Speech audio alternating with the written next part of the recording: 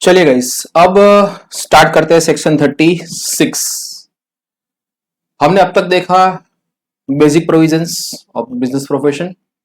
Section 30 that was expenditure in respect of buildings. Section 31 in respect of expenditure of plant machinery and furniture etcetera. 32 हमने discuss किया, that was all about depreciation. Section 35 की जो special provisions है हम लोग वो later on discuss करेंगे last में।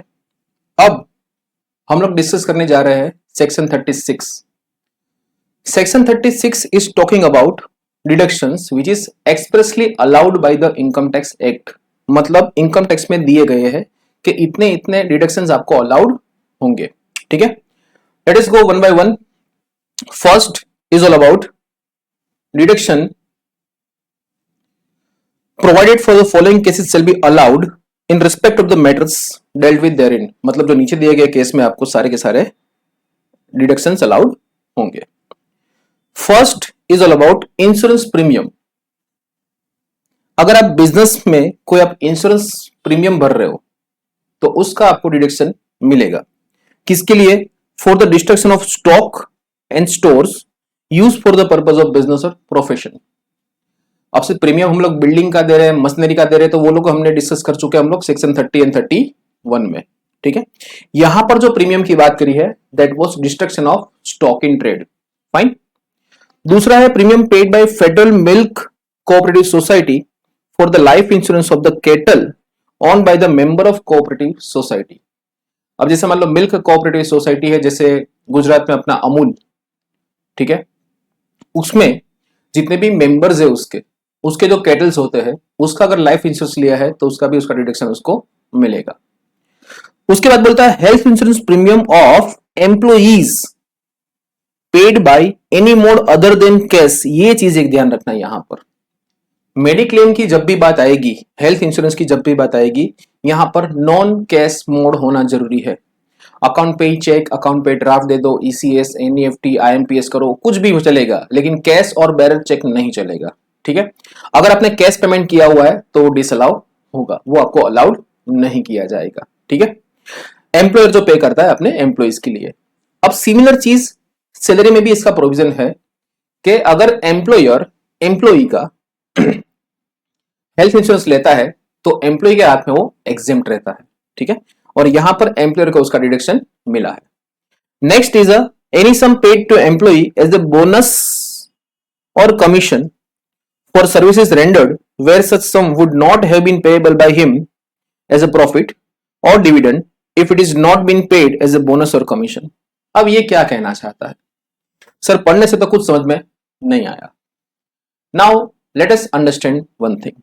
लुक, डिविडेंड की अगर मैं बात करूं तो dividend is a distribution of the profit, it is not your expenditure. तो as far as profit and loss is concern, dividend वैसे भी वहां पर नहीं आएगा और उसका डिडक्शन आपको अलाउड नहीं है, because it is a distribution of the profit, it is not your expenditure, right. तो कंपनी के हाथ में dividend is not an expenditure, so तुम उसको बेनिफिट नहीं ले सकते। अब यहां पर कंपनी ने क्या किया? कंपनी ने क्या किया कि जितने भी शेयर होल्डर एम्प्लॉइज थे उन लोगों को डिविडेंड देने के बदले क्या दे दिया? बोनस दे दिया। कि अगर तुम बोनस मांग रहे हो, एक काम करो, sorry, you are asking for the dividend, do one thing, I am giving you in the name of bonus. तो अब तुम डिविडेंड मत मांगना। अब बोनस क्या होता है कि bonus is a allowed expenditure, it is like a salary. जैसे सैलरी आपको एक्सपेंडिचर अलाउड होता है एम्प्लॉय का, वैसे आपको बोनस भी अलाउड होता है। तो यहां पर कंपनी ने क्या किया? डिविडेंड ना देते हुए क्या किया? बोनस दे दिया। शेयर होल्डर्स को बुलाया, उसको बोला एक काम करो, इधर आओ, आपको क्या चाहिए? बोला डिविडेंड चाहिए हमको। एक काम करो, ये लो, कवर दे दिया उसको। जस्ट समझना, जस्ट खाली एग्जांपल, ऐसे कवर नहीं देते वो लोग, सब पेमेंट होता है ऑनलाइन वगैरह। डिविडेंड का कवर दे दिया, उस पर लिख दिया बोनस। ठीक है, ये क्या है? बोला ये डिविडेंड है, आपको डिविडेंड चाहिए था लेकिन हम आपको बोनस के नाम पर दे रहे हैं। तो ऐसा अगर कोई बोनस है तो वो अलाउड नहीं होगा। अब सारे एम्प्लॉइज मान लो बाहर निकल रहे, जो शेयर होल्डर्स है वो लोग, वो बाहर निकल रहे, बाहर निकल के वो अपना दोस्त इनकम टैक्स ऑफिसर, उसने बुलाया एक एम्प्लॉय को, इधर आ, क्या है कवर में तेरे? बोला बोनस है। कहां लिखा है बोनस? बता। ये रहा, देखो कवर में लिखा है बोनस। तुझे तो बोनस नहीं मिल रहा था, तुझे डिविडेंड चाहिए था। तो यहां पर क्या किया कंपनी ने डिविडेंड के नाम पर बोनस दे दिया, सॉरी बोनस के नाम पर डिविडेंड दे दिया, उल्टा बोल गया मैं। बोनस के नाम पर क्या दिया, डिविडेंड दे दिया। तो यहां पर बोनस उन लोगों ने एक्सपेंडिचर क्लेम कर लिया। लेकिन अगर जेन्युइन बोनस है, जैसे मान लो हर एक एम्प्लॉय को दिया जाता है, ठीक है, अपने यहां पर जैसे प्रथा है कि दिवाली के टाइम पर सब एम्प्लॉय को बोनस दिया जाता है, या फिर कुछ परफॉर्मेंस बोनस वगैरह दिया जाता है। तो अगर ऐसा बोनस है और बोनस के तौर पे दे रहे हो तो ठीक है। लेकिन अगर वो बोनस नहीं देना था आपको, लेकिन आपको डिविडेंड देना पड़ रहा था, आपने क्या कर दिया, उसको बोनस के नाम पे दे दिया। So if you are giving dividend in the form of bonus, then it is not allowed. But if it is a genuine bonus या फिर commission, then it is allowed. ठीक है। फिर उसके बाद बोला interest paid in respect of the capital borrowed. अब ये हम लोग ऑलरेडी डिस्कस कर चुके हैं जब हमने एक्चुअल कॉस्ट डिस्कस किया था तब।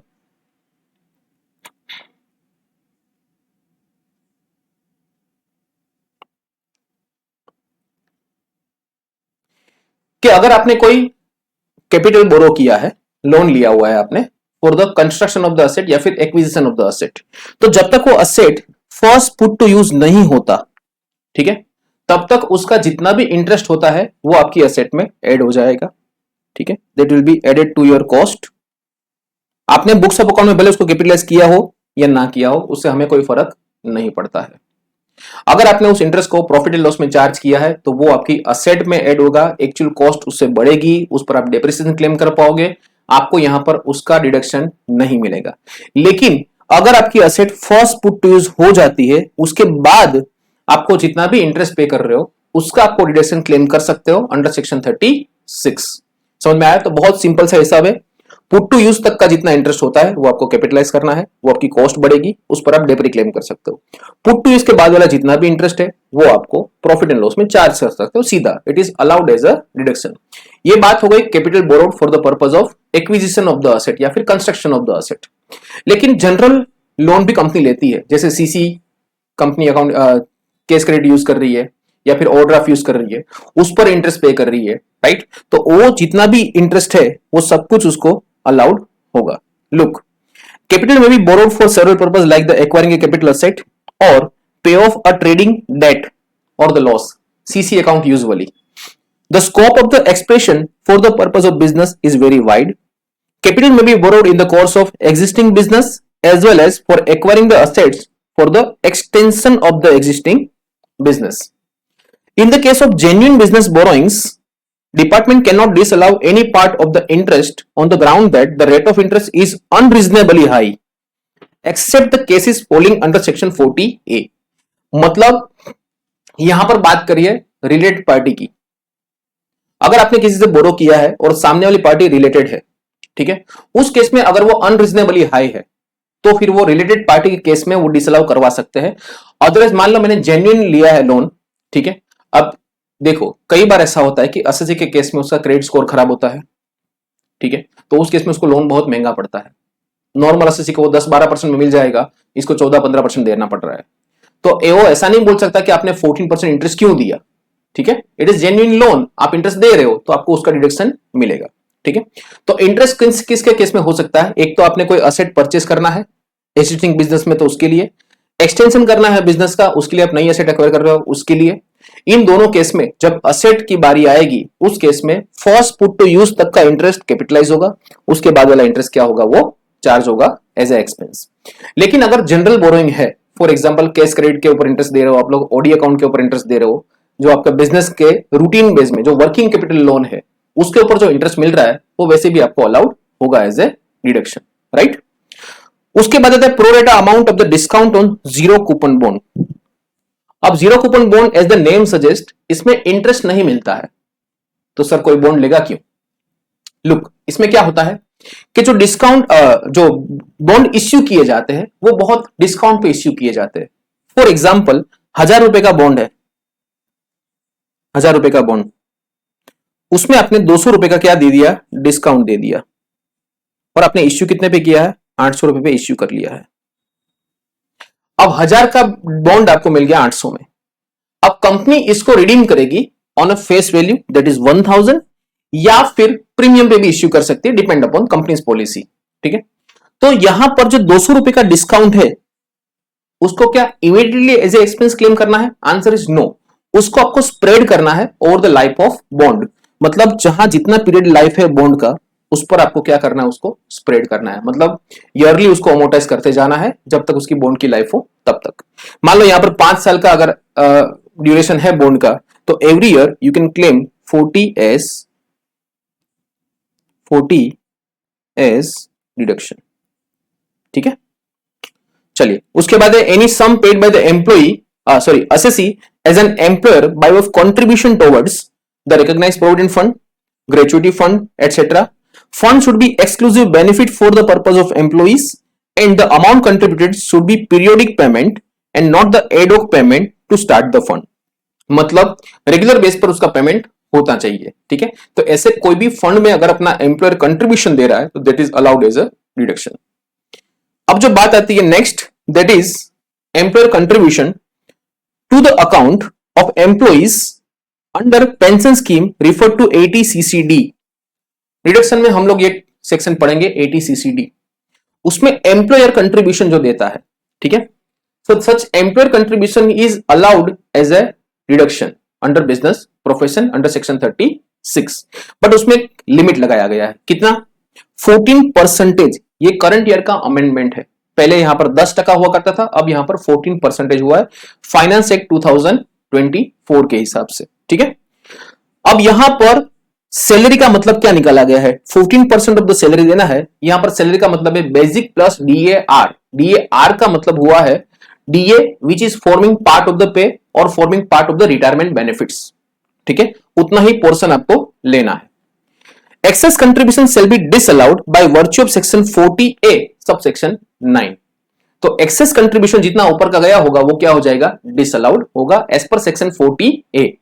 36 आपको कितना अलाउ करता है? 14%, और ऊपर का है वो क्या होगा? वो डिसअलाउड होगा। ठीक है, अब उसको समझते एक एग्जाम्पल के तौर पे। चलिए लुक, ये रहा employer's contribution to 80CCD। Look, 20% of the basic salary का कंट्रीब्यूशन दे रहा है एम्प्लॉयर, ये उसका एक्चुअल कंट्रीब्यूशन है, एक्चुअल कॉन्ट्री है उसका। कितना दे रहा है वो? 20% ऑफ द बेसिक सैलरी। अब देखो वो कितना कंट्रीब्यूशन दे रहा है वो हमें नॉर्मल एज ए एक्चुअल है वही कंसीडर करना है, लेकिन डिडक्शन कितना मिलेगा उसमें हम लोग सैलरी का मतलब निकालेंगे basic plus DAR। Look, basic salary 15 lakh है और DNS अलाउंस 5 लाख है, उसमें 40% क्या है? फॉर्मिंग पार्ट ऑफ द पे, ये हो गया R। ठीक है, सो DAR कितना हुआ हमारा? 2 लाख, 5 लाख का 40%। ठीक है, तो टोटल कंट्रीब्यूशन यहां पर कितना हुआ? उसने एक्चुअल कंट्रीब्यूट किया है वो 15 लाख का बेसिक सैलरी है, उसका 20% मिला है 3 लाख रुपए। अब इतना एक्चुअल में कंट्रीब्यूशन दिया है एम्प्लॉयर ने। अब उसमें से अलाउड कितना होगा मैक्सिमम? तो कि बेसिक प्लस DAR वो बना हमारा सैलरी, और सैलरी का 14% आपको अलाउड है, that becomes 2,38,000। So excess contribution गया हमारा 62,000, that is allowed, that is disallowed under section 40A(9) के अंदर। क्लियर हुआ ये? So this was contribution by the employer under section 80CCD। Pension scheme में जो कंट्रीब्यूशन देते हैं उसकी बात है यहां पर। अब आगे आते हैं PF के बारे में। This is a very important again. ठीक है, इसके क्वेश्चन में होने के चांसेस बढ़ जाते हैं बहुत। अब समझो यहां पर क्या है। PF में यूजुअली ऐसा होता है, PF और अदर फंड्स लाइक, जिसमें क्या होता है कि एम्प्लॉय का जितना कंट्रीब्यूशन होता है उतना यूजुअली एम्प्लॉयर भी कंट्रीब्यूट करता है। अब सैलरी जो होगा वो क्या होगा यहां पर? लुक, मान लो 50 लाख का सैलरी है, 50 लाख का, उसमें से एम्प्लॉय का PF कट किया जा रहा है 2 लाख रुपए, और एम्प्लॉय को पे कितना किया जाएगा? पे किया जाएगा 48 लाख रुपीस। ठीक है, अब समझ एकदम ध्यान से, एकदम देखो, प्रॉफिट एंड लॉस अकाउंट में कुछ ऐसा यहां पर रिवील होगा। ये हमारा प्रॉफिट एंड लॉस अकाउंट हुआ, उसमें होगा सैलरी एक्सपेंस 50 लाख डेबिट होगा। अब इसकी एंट्री क्या होती है? देखो, salary expense account debit 50 lakh to PF payable employees contribution 2 lakh, 2 salary payable 48 lakhs या फिर बैंक अकाउंट 48 लैक्स। तो हम लोग 50 लाख में से 2 लाख कट करेंगे और 48 लैक्स का पेमेंट करेंगे। अब उतना ही कंट्रीब्यूशन कौन देता है? उतना कंट्रीब्यूशन देता है एम्प्लॉयर भी। अब एम्प्लॉयर की जेब से 2 लाख जा रहे हैं तो ये हुआ खर्चा एम्प्लॉयर का। सो एम्प्लॉयर कंट्रीब्यूशन यहां पर आएगा पीएफ एक्सपेंस, ये कौन सा है? Employer contribution. Employer contribution 2 lakh रुपए, to PF payable, PF expense account debit 2 lakh, to PF payable account 2 lakh. अब 2 लाख जो हमने पहले सैलरी वाली एंट्री में किया, 2 लाख पीएफ पेएबल, 2 लाख वो एम्प्लॉय का प्लस 2 लाख एम्प्लॉयर का, कुल मिलाकर उसको 4 लाख डिपॉजिट करना होता है। अब यहां पर ऐसा होता है कि मान लो टाइम पे डिपॉजिट नहीं हुआ तो उसके रिगार्डिंग हमें यहां पर प्रोविजंस अब पढ़ने हैं। लुक, सबसे पहले बात करते हैं हम लोग एम्प्लॉइज कंट्रीब्यूशन की। तो एम्प्लॉय कंट्रीब्यूशन जो 2 लाख हमने सैलरी में से काट के अपने पास रखा हुआ है, एम्प्लॉय का पैसा हमारी जेब में पड़ा हुआ है, ध्यान रखना आप ये, ठीक है। 50 लाख उसने कमाए हैं, उसमें से 2 लाख हमने कट कर लिए हैं जो हमें जाना है पीएफ डिपार्टमेंट में डिपॉजिट करने के लिए। अब हमने वो 2 लाख डिडक्ट करके यहां पर रखे हुए अपने पास, और अपना खर्चा 2 लाख रुपए का वो, तो टोटल 4 लाख रुपए का हमें कंट्रीब्यूशन देना है, समझे। अब अगर एम्प्लॉय कंट्रीब्यूशन की बात करिए तो यहां पर इनकम टैक्स डिपार्टमेंट ज्यादा स्ट्रिक्ट, ये बोलता है कि ये एम्प्लॉय का पैसा तुम्हारे पास जो पड़ा है ना, उसको तो तुम डिपॉजिट कर ही दो, ठीक है। तो उसको यहां पर बोला है कि आपको डिपॉजिट करना है ऑन और before the due date of PF act, जो भी एक्ट के हिसाब से ड्यू डेट बनता है उसके हिसाब से। पीएफ में यूजुअली होता है 15 days from the close of the month. तो अगर मान लो दिसंबर का पीएफ है तो आपको 15th ऑफ जनवरी तक उसका पेमेंट कर देना जरूरी है, ठीक है। पतंग चगाते टाइम ध्यान रखना, थोड़ा पीएफ पहले पेमेंट हो जाना चाहिए, ठीक है। अगर आपने ऐसा नहीं किया तो क्या होगा? अगर आपने employees contribution as per PF act deposit नहीं किया तो उस केस में आपका कंट्रीब्यूशन जो है वो इनकम माना जाता है। लुक, यहां पर सबसे ज्यादा मिसअंडरस्टैंडिंग लोगों को होती है कि 2 लाख का खर्चा डिसअलाउ होता है और यह खर्चा हमारी सैलरी एक्सपेंस में से हम लोग डेबिट जो किया है वो। एक्चुअल में हमने यहां पर पीएफ का एम्प्लॉइज का कंट्रीब्यूशन कहीं भी डेबिट किया ही नहीं है। सो डेबिट किया ही नहीं है तो डिसअलाउंस किस बात का फिर? सर ये 50 लाख में आ गया ना, ये 50 लाख तो सैलरी है, it is not your PF. ये तो जेन्युइन आपकी सैलरी है, उसका खर्चा है, उसको डिसअलाउ नहीं करेंगे हम लोग। तो इन एक्चुअल क्या होता है? इन एक्चुअल ऐसा होता है कि आपका जो पीएफ का कंट्रीब्यूशन आपने एम्प्लॉय का 2 लाख रुपए कट किया है वो आपकी इनकम में आएगा, इधर पीएफ ऑफ एम्प्लॉय, ये होता है 2 लाख आपकी इनकम में क्रेडिट साइड, और उसका कॉरस्पॉन्डिंग आपको डिडक्शन मिलेगा एज ए एक्सपेंस 2 लाख रुपए। तो इवेंचुअली ये नलीफाई हो जाता है, 2 लाख की इनकम और सामने 2 लाख का खर्चा आपको अलाउड हो गया, तो इवेंचुअली ये क्या हो जाता है? नलीफाई हो जाता है। अब यहां पर क्या होगा देखो ध्यान से, अगर आपने टाइम पे डिपॉजिट नहीं किया है, if you are not depositing on time, then this expenditure जो आपको अलाउंस मिला है corresponding to income of 2 lakh जो आपको डिडक्शन मिला है वो डिसअलाउ हो जाएगा, समझे। तो यहां पर ऐसा नहीं कि सैलरी में से 2 लाख उड़ाना है, salary 50 lakh as it is रहेगा, उसमें कोई चेंज नहीं आएगा, ठीक है। तो ये जो 2 लाख आपको यहां पर डिडक्शन मिलेगा वो नहीं मिलेगा, तो इफेक्टिवली आपकी इनकम में 2 लाख रुपए बढ़ जाएंगे, समझे कि नहीं। सो यहां पर ये जो इनकम है, ये जो कंट्रीब्यूशन है एम्प्लॉय का, ये आपकी इनकम में ट्रीट किया जाएगा और कॉरस्पॉन्डिंग आपको उसका डिडक्शन जो मिलने वाला था वो आपको अब नहीं मिलेगा। और ये गलती अगर एक बार हो चुकी है, once disallowed it is forever disallowed. आप जब टैक्स ऑडिट करते होंगे तब आप लोगों ने पीएफ के चलन देखे होंगे, उसमें आप सीधा तारीख देखते हो कि 15 है ना, बस 15 से पहले का तारीख है, जाने दो, ठीक है, यही आप लोग देखते हो उधर, फाइन। लेकिन मान लो 15 की 16 जनवरी हो गई तो एम्प्लॉय कंट्रीब्यूशन का जो डिडक्शन मिला था वो गया, वो 2 लाख आपकी इनकम में ऐड हो जाएगा और वो कभी भी आपको वापस अलाउड नहीं होगा। इसमें ज्यादा स्ट्रिक्ट है इनकम टैक्स, क्यों? बिकॉज ये एम्प्लॉय का पैसा आप अपने पास रखे हो। अब बात आती है एम्प्लॉयर्स कंट्रीब्यूशन की, जो खुद की जेब से पैसा देना है। अब वो गवर्न होता है सेक्शन 43B के हिसाब से, जो हम लोग आगे जाके पढ़ेंगे। उसमें ऐसा है कि जो कुछ खर्चे होते हैं जो आपको एक्चुअल पेमेंट के बेस पर ही अलाउड होंगे 43B में, तो उसमें से एक है एम्प्लॉयर्स कंट्रीब्यूशन।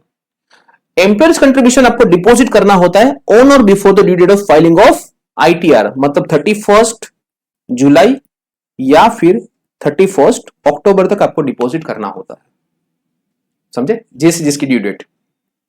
अगर आपने डिपॉजिट नहीं किया है तो जिस साल में आपने डिपॉजिट नहीं किया उस साल में वो डिसअलाउ हो जाएगा, और जिस साल में पेमेंट कर रहे हो उस साल में वो अलाउड होगा। मान लो 24-25 का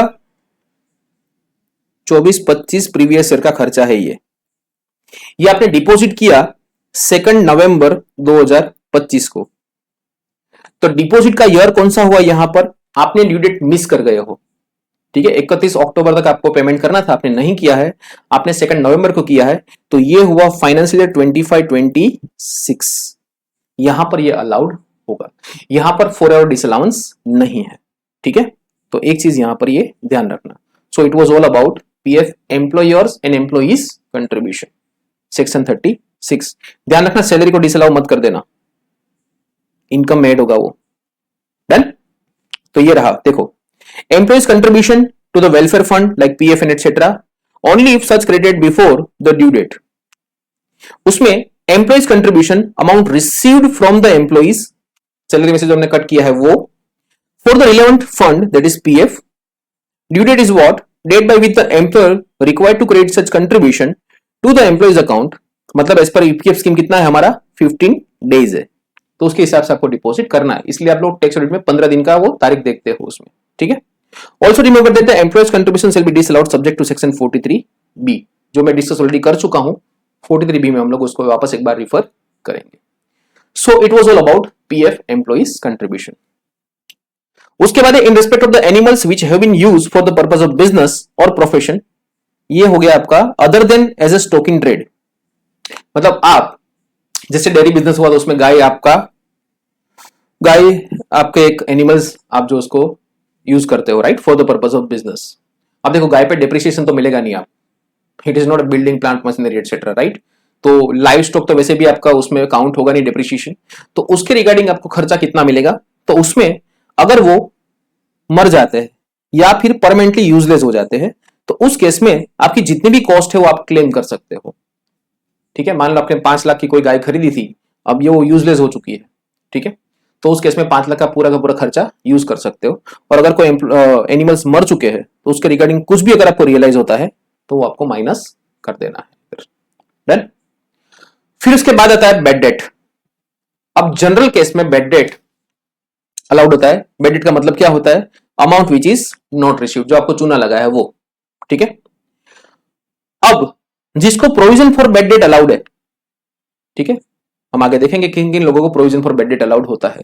नॉर्मली प्रोविजन किसी भी टाइप के प्रोविजंस यहां इनकम टैक्स में अलाउड नहीं होते, लेकिन कुछ असेसीज को provision for doubtful debt allowed है।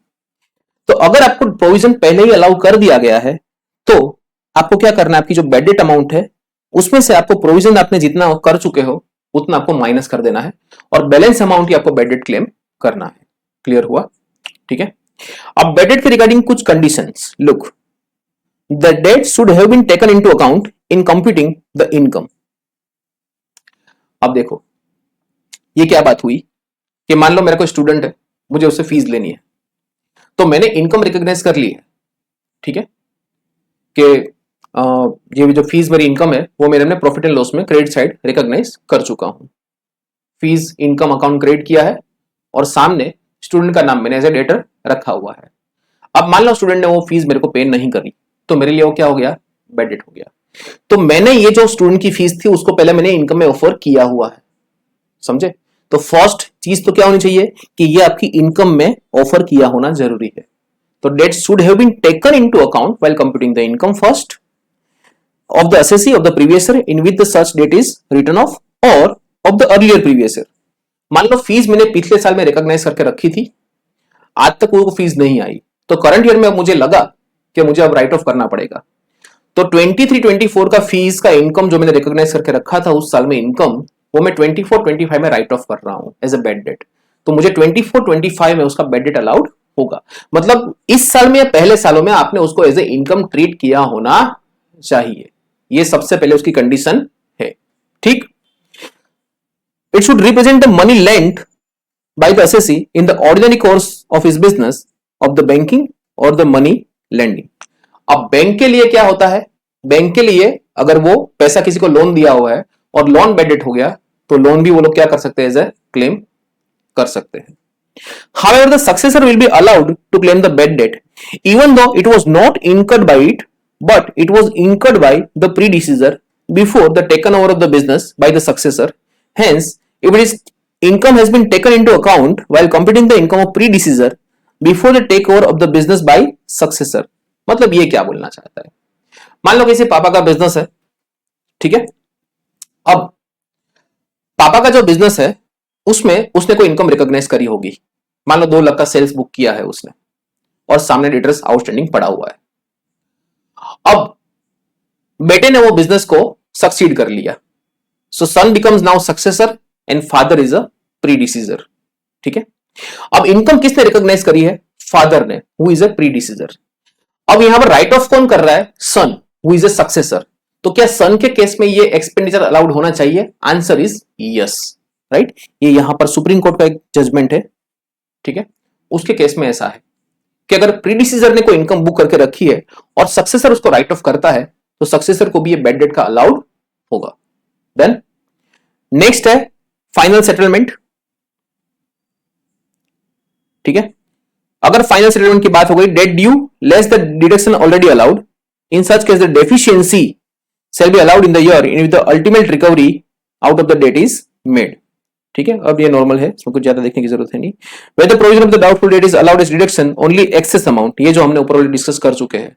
अगर आपको प्रोविजन अगर अलाउ कर दिया गया है, मान लो 10 लाख का डेट था, उसमें 8 लाख आपने प्रोवाइड करके रखा था, ठीक है, और 10 लाख पूरे के पूरे डूब गए आपके, तो now your bad debt is only 2 lakhs because 8 lakh तो आपको पहले ही एज ए प्रोविजन आपको अलाउड हो चुका है. सो एक्सेस अमाउंट ओनली. ठीक है. There is no such requirement is there in a law that the assessee has to establish that the bad debt in fact become irrecoverable. आपको वहां पर proof करने जाने की जरूरत नहीं है कि ये सच में रिकवरेबल नहीं है अब. ठीक है. If it is written off in the books of account of the assessee for the previous year, it is allowed as a deduction. अगर आपने अकाउंट्स में राइट ऑफ करके रखा है, that is sufficient enough. बस बात खत्म हो गई. आपको यहां पर प्रूव नहीं करना है, उस बंदे को पकड़ के नहीं लाने के बता कि तूने चूना लगाया है उसको. ठीक है. तो प्रैक्टिकली वैसे भी वो चीज पॉसिबल नहीं है, तो आपको यहां पर ये प्रूव करने की जरूरत नहीं है, राइट. अगर एओ आपको बोलता है कि आपने ऐसा प्रूव नहीं किया है तो एओ का कंटेंशन रॉन्ग होगा इस केस में. यू आर अलाउड, अगर आपने अकाउंट्स में राइट ऑफ कर दिया है सफिशिएंट है, बट अकाउंट्स में राइट ऑफ करना जरूरी है. डन.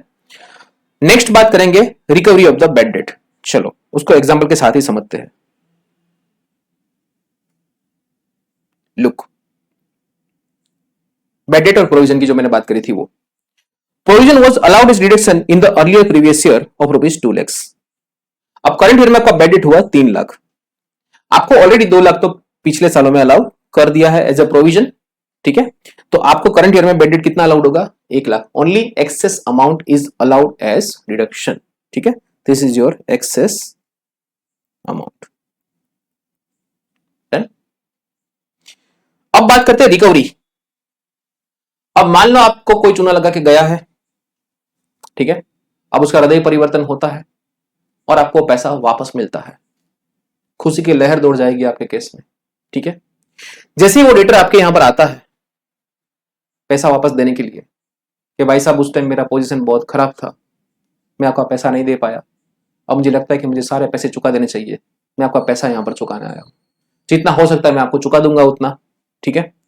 अब आती हुई लक्ष्मी को कौन मना करेगा, हम भी उसको एक्सेप्ट कर लेंगे. अब जैसे ही वो आ रहा था, इनकम टैक्स ऑफिसर ने देखा आपके दरवाजे पर उसको आते हुए, ठीक है, और वो भी साथ में आया. देखो ये कैरेक्टर हमेशा हमारे साथ रहेगा हमारी स्टोरी में. नाउ व्हाट हैपेंस कि टोटल बैड डेट आपका जो था 15 लाख रुपए, टोटल डेट आपका था 15 लाख रुपए, आपको उस बंदे से 15 लाख रुपए लेने थे. आपने एओ को बोला कि देख भाई 15 लाख रुपए मेरा डिडक्शन है, लेकिन एओ ने बोला नहीं यार मैं नहीं मानता, 15 लाख नहीं 12 लाख. आपको कितना अलाउड किया गया है एज ए डिडक्शन, 12 लाख. या फिर आपने बैड डेट कितना मारा है, 12 लाख रुपए का बैड डेट मारा है. So it was actual bad debt which was allowed to you. ठीक है. That is 12 lakhs. और 3 लाख रुपए आपका अलाउ नहीं किया गया. ठीक है. तो ये हुआ एक्सेस अमाउंट. आपका जितना डेट था उसमें से बैड डेट जितना अलाउ किया, this is called excess amount. समझ ध्यान से अब यहां पर यहां पर इनकम टैक्स ने बैड डेट कितना बोला है अपने को, 12 लाख रुपए का। ये 12 लाख मेरा बैड डेट है। अब वो पैसा देने आया, उसने आपको 7 लाख रुपए लौटा दिए कि देख भाई, मैंने तेरे को जो तेरा 15 लाख का चूना लगाया था, मेरे पास इतना पैसा तो अभी तक आया नहीं है, बट मैं 7 लाख तुझे वापस कर रहा हूं। आपने खुशी खुशी वो पैसे एक्सेप्ट किए। जैसे आपने वो 7 लाख एक्सेप्ट किए, असेसिंग ऑफिसर आया, उसने बोला ये बैड डेट का रिकवरी हुआ है। मैंने बोला हाँ, तू भी मुंह मीठा कर ले। बोला मैं इसको इनकम मानता हूं। अब यहां पर देखना क्या होगा, आपको पैसा कितना मिला है, 7 लाख रुपए। अब आप असेसिंग ऑफिसर को बुलाओगे कि इधर आ, इधर आ, इधर आ, देख मेरा डेट कितने का था, 15 लाख का। तूने मेरे को अलाउ कितना किया था, 12 लाख। तो 3 लाख अभी भी आउटस्टैंडिंग हुआ ना, विच इज नॉट अलाउड। ठीक है, 3 लाख तो अभी भी मेरा डेट है ना, it is not a bad debt, ये मेरा नॉर्मल डेट हुआ, एक्सेस अमाउंट, राइट। अब मेरा डेट जो 3 लाख रुपए ना, ये 7 लाख में से 3 लाख तो मेरा जो आउटस्टैंडिंग था वो वापस आया है, ये पैसा मेरा यहां पर आया है, which was not allowed earlier as a bad debt. 3 lakh तो वो होगा। तो एक्चुअल में रिकवरी कितने की हुई, एक्चुअल में रिकवरी हुई 4 लाख रुपए की। ठीक है, which is deemed to be the income under section 41 subsection 4। समझे, पता चला पूरा। मतलब आपको क्या करना है, सिंपल सा, देखो मैं रिपीट कर रहा हूं, टोटल डेट आपका जितना है उसमें से आपको जितना बैड डेट अलाउ किया उसको हटा दो। ठीक है, तो बैलेंस बचा which was your excess amount, ये अभी भी आपका आउटस्टैंडिंग अमाउंट पड़ा हुआ है। ठीक है, अब जितना रिकवरी हुआ उसमें से पहले उस एक्सेस अमाउंट को हटा दो। एक्सेस अमाउंट हटाने के बाद अगर कुछ बचता है तो that balance amount only is treated as what, bad debt recovery, and that is your deemed income. अब इसकी प्रोविजन को पढ़ते हैं। ठीक है, ध्यान से इस एग्जांपल को ठीक से पढ़ लेना तो समझ में आ जाएगा। लुक, तो फर्स्ट क्या बोला है, excess amount. Access amount is what, amount recovered is exceeding total date less allowed bad debt. अब अपने यहां पर टोटल डेट कितना था, 15 लाख, अलाउड डेट कितना था, 12 लाख, तो इसका आंसर कितना आया, 3 लाख, और रिकवरी कितनी हुई है, 7 लाख। ठीक है, तो only excess amount that is 4 lakh rupees. ये 7 लाख में से ये 3 लाख माइनस करो, ये 7 लाख में से ये 3 लाख माइनस करो तो बचा 4 लाख। ये 4 लाख की आपकी क्या मानी जाएगी, रिकवरी मानी जाएगी। Only excess amount is considered as a recovery, right?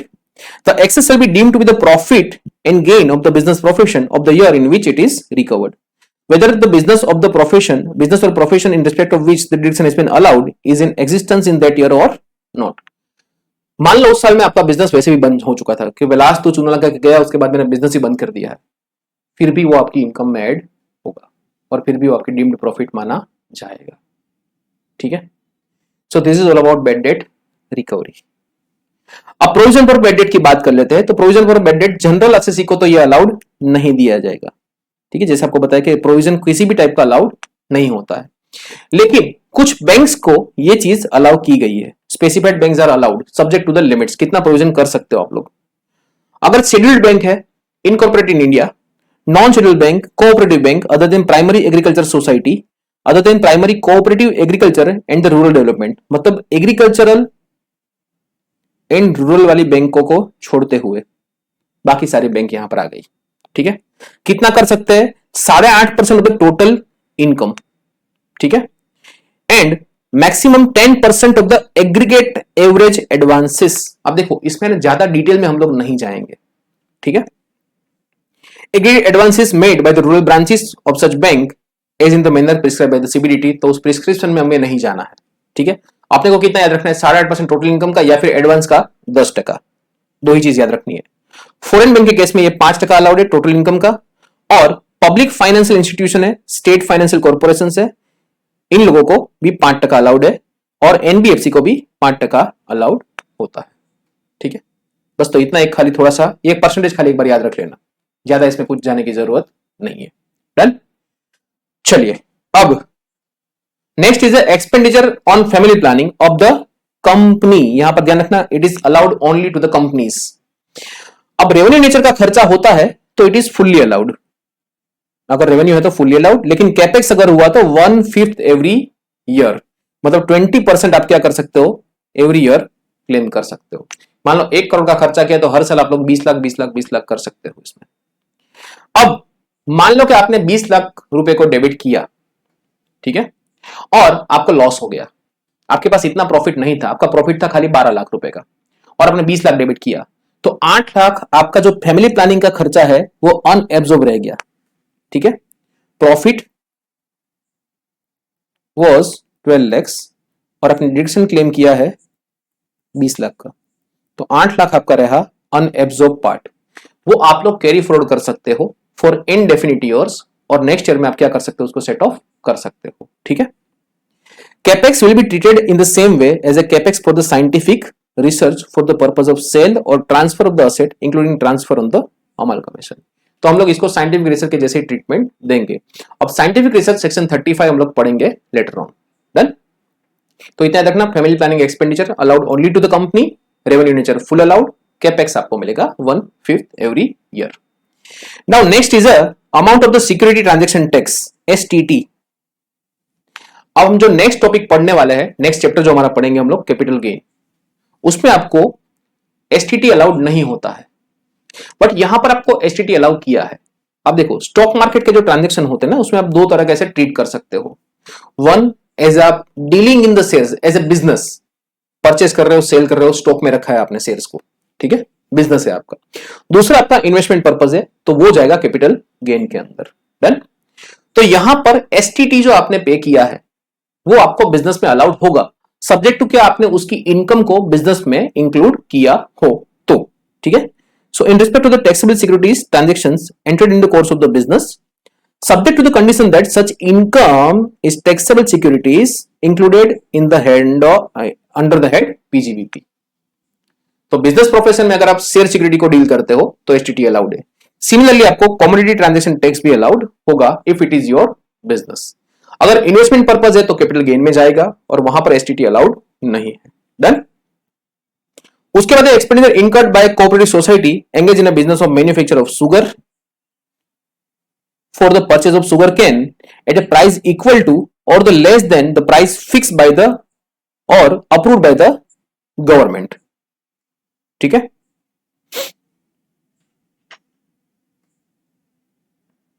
तो उसके लिए अगर कोई खर्चा है शुगर वालों का तो वो भी आप यहां पर क्लेम कर सकते हो, ये इतना इंपॉर्टेंट नहीं है।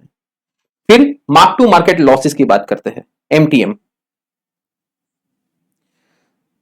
and other expected loss computed in accordance with the ICDS notified under 145(2) shall be allowed as deduction। अब यहां पर आपको अगर आपने ICDS के हिसाब से मार्क टू मार्केट लॉसेस को अगर आपने क्लेम करना है तो आपको कंप्यूट किया है अपने ICDS के हिसाब से, तो आप यहां पर उसको क्लेम कर सकते हो if it is specifically permitted under ICDS, ठीक है। Other mark to market losses would not be allowed as deduction under section 40A(13)। नाउ ये क्या होता है मार्क टू मार्केट लॉसेस? जैसे आप लोग F&O वगैरह जानते होंगे, ठीक है। तो F&O में क्या होता है कि आपको मार्जिन आपका जो होता है उसमें आपका एवरीडे जो मार्केट के हिसाब से आपका प्लस और माइनस होता है, तो उसमें अगर आपको M2M के बेस पर कोई लॉस हो रहा है तो आप लॉस क्लेम कर सकते हो if it is permitted as per ICDS। बस उतना खाली याद रखना है, इसमें ज्यादा कुछ आपको पढ़ने की जरूरत नहीं है। और अगर ICDS परमिट नहीं करता है तो आपको डिसअलाउंस हो जाएगा सेक्शन 40A में, बस इतना याद रखना है। So this was all about section 36. This is the general deduction which is expressly allowed। अब तक हमने जो पढ़ा सेक्शन 36 से सारे खर्चे। Section 30 was all about building related expenditure, section 31 was all about plant machinery furniture etc, and section 36 जो हमने पढ़ा the list of expenditure which are expressly allowed under the head of business profession। लेकिन there are certain expenditures which is not yet mentioned, ठीक है। तो उस खर्चे का क्या किया गया, तो उसके लिए एक रेसिडरी प्रोविजन ऐड किया गया है, दैट इज सेक्शन 37। अब ये क्या बोलता है, ये बोलता है जनरल डिडक्शन। मतलब क्या है कि इसकी कुछ कंडीशंस है कि अगर ये एक्सपेंडिचर बिजनेस के लिए है, पहली बात तो खर्चा बिजनेस के लिए होना जरूरी है। दूसरा, ये खर्चा रेवेन्यू नेचर का है, कैपेक्स नहीं चलेगा, ठीक है। Exclusively for the purpose of business, it is not in the capital nature, illegal नहीं है, पर्सनल नेचर का खर्चा नहीं है।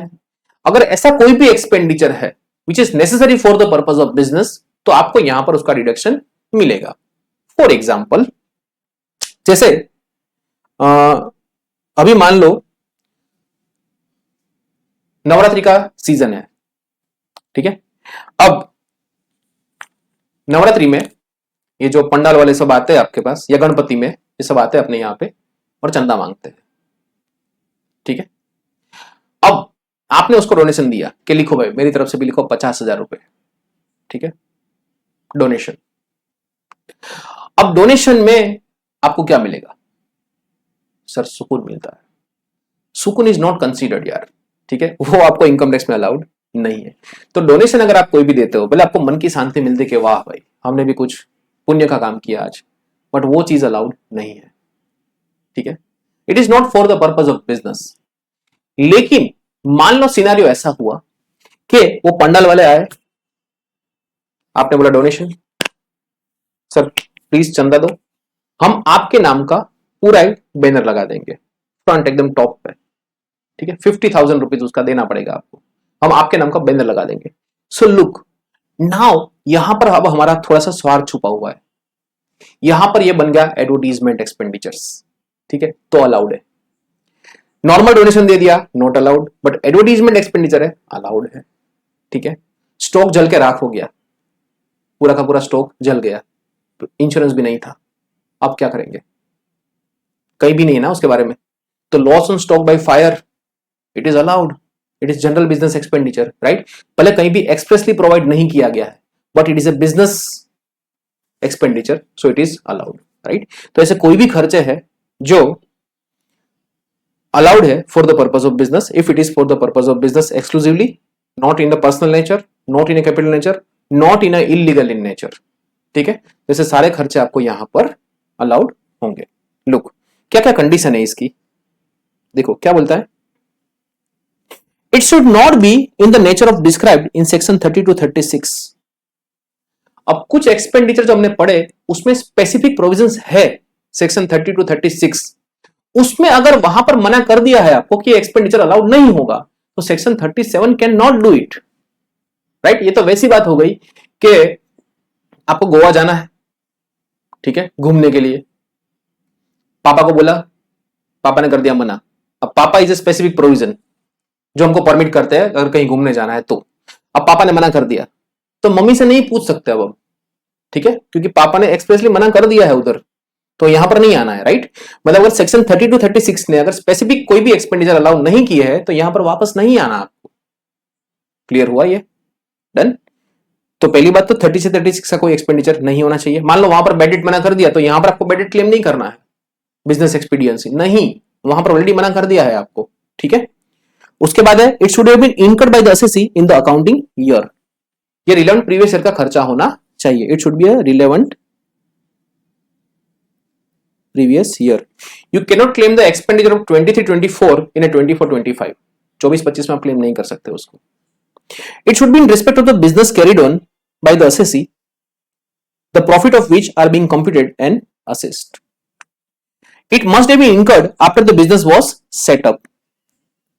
Prior period expenditures not allowed. It should not be in the nature of personal expenditure of the assessee, ठीक है। Donation is a personal expenditure, it is not allowed, आपको सुकून मिलता है उससे खाली। It should have been laid out और expended wholly and exclusively for the purpose of business, business का ही खर्चा होना जरूरी है। It should not be in the nature of capex, it should not have been incurred by the assessee for the purpose which is an offense or the prohibited by the law, or to compound any offense or to settle any proceedings in relation to such contravention in India or outside India, ठीक है। एक तो offence के लिए कोई खर्चा नहीं होना चाहिए, इलीगल नहीं होना चाहिए, प्रोहिबिटेड बाय लॉ नहीं होना चाहिए, ठीक है। कंपाउंडिंग कोई ऑफेंस के लिए आपने अगर कुछ पैसा दिया है, ठीक है, सो उसके लिए भी वो अलाउड नहीं है, ठीक है। मान लो आप गाड़ी लेके जा रहे थे और आपका चालान निकला 1,000 रुपए का, सीट बेल्ट नहीं पहना था आपने, ठीक है, तो this expenditure is not allowed as a business expenditure, ठीक है, it is violation, it is prohibition, आपने कानून तोड़ा है, ठीक है। सो ब्रीच ऑफ लॉ, यहां पर है ना एक चीज समझना, ब्रीच ऑफ लॉ अगर होता है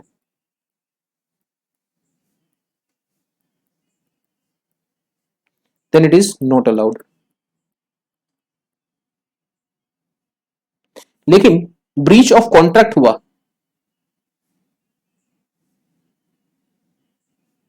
तो अलाउड है,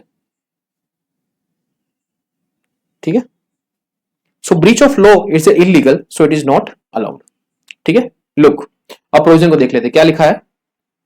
वो जो नीचे मैंने आपको समझाया था वो जनरलाइज सब कुछ करके मैंने आपको समझाया था। अब it is not should be in the nature described in section 36, it should not be capital nature, personal nature, and it should be laid out and expended wholly and exclusively for the purpose of business. For the removal of doubts, expansion 1 क्या बोलता है कि which is in offense or it is prohibited by the law shall not be deemed to have been allowed incurred for the purpose of business and no reduction or allowance shall be made in respect of such expenditures. अब इस पर है ना एक case था,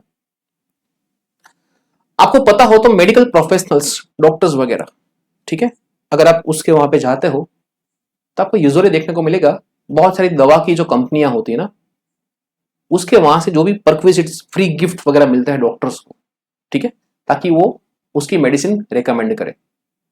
अब देखो यहां पर ये जो दवाई वाली कंपनियां है वो डॉक्टर्स को फ्रीबीज दे रहे हैं, इस तरह से गिफ्ट दे रहे हैं उसको, ठीक है, और वो दवाई वाली कंपनियां इसको एक्सपेंडिचर में क्लेम करना चाहती है। अब as per code of ethics, जैसे हमारा प्रोफेशनल कोड ऑफ कंडक्ट है, ठीक है, प्रोफेशनल एथिक्स जैसे हमारे सीए में होते हैं, वैसे मेडिकल का कोड ऑफ एथिक्स है कि आप ऐसे भी किसी भी चीज को रिकमेंडेशन नहीं दे सकते पैसे लेकर या फिर ऐसे कोई गिफ्ट लेकर, इट इज इलीगल, ठीक है। तो दवाई वाली कंपनियां जो भी फ्रीबीज दे रहे हैं मेडिकल प्रैक्टिशनर्स को, वो क्या हो जाएगा, इलीगल हो जाएगा, ठीक है, सो वो डिसअलाउ हो जाएगा। उसके बाद एक्सपेंशन 2 क्या बोल रहा है, any expenditure incurred by the assessee on activities. अब यहां पर सीएसआर एक्टिविटीज को एक्सपेंडिचर नहीं माना जाएगा, ठीक है। उसके बाद है political party, no allowances shall be made in respect of the expenditure incurred by the assessee on advertisement in any souvenir, brochure, tract, pamphlet or like published by the political party. Such contributions shall be allowed as deduction under section 80 GGB and 80 GGC. तो business में वो खर्चा allowed नहीं होगा, लेकिन उसका आप deduction claim कर सकते हो 80 GGB या GGC में। मान लो इलेक्शन हुआ, आपने बीजेपी का एक जो सोवेनियर था उसमें आपने ऐसे फोटो लगवा दिया अपना, ठीक है, बिजनेस का नाम वगैरह सब कुछ, उसमें आपने खर्चा किया है, पॉलिटिकल पार्टी का सोवेनियर, हमारी शुभेच्छा है, ठीक है। तो this kind of expenditure is not allowed, but yes this kind of expenditure allowed as a deduction under chapter 6 है 80 GGB एंड GGC, वहां पर हम लोग इसको क्लेम कर सकते हैं। Fine, so it was all about section 37। देखो क्या क्या है यहां पर, keyman insurance policy is allowed it is if it is for the purpose of business, dividend is a distribution of income and cannot be considered as an expense, hence not allowed. Payment of income tax is a personal in nature, hence it is not allowed. However, the fees for tax audit, consultation, etc. is a allowable expenditure. Income tax is not allowed, लेकिन उसका return का जो fees दे रहे हो, ठीक है, तो वो अलाउड है। Penalty levied for the breach of contract is allowed. However, the penalty levied for the breach of law is not allowed. Interest on indirect tax is a breach of contract, आपने late GSTR file किया है, उसमें आपने interest भरना पड़ा, which is allowed, लेकिन अगर आपको पेनल्टी भरनी पड़ी जीएसटीआर फाइल ना करने के लिए, तो ये आपका ब्रीच ऑफ लॉ हुआ, तो उस केस में आपको डिसअलाउ होगा। Done, so it was all about section 37।